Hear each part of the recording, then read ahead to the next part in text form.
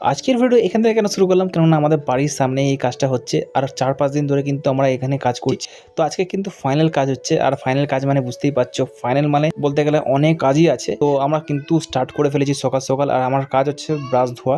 তো আমি কিন্তু পুরো রেডি হয়ে গেছি, আর আজকে কাজ হচ্ছে আমার সামনে বাউন্ডারিটাকে সাজানো। তো পুরো এন্ড অব দি ভিডিওটা দেখো, অনেকটাই কিন্তু ইন্টারেস্টিং ভিডিও হতে চলেছে।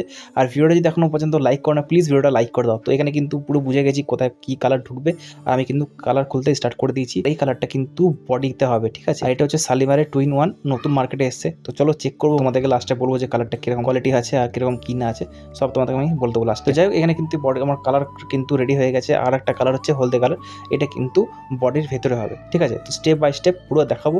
আর ব্লগটা এখনো পর্যন্ত তোমরা লাইক করোনি, প্লিজ ভিডিওটা লাইক করে দাও, কেননা অনেকজন লাইক করছো। আর এরকম ইন্টারেস্টিং ভিডিও যদি তোমরা যদি দেখতে চাও, তো অবশ্যই আমাকে কমেন্ট করে জানাও।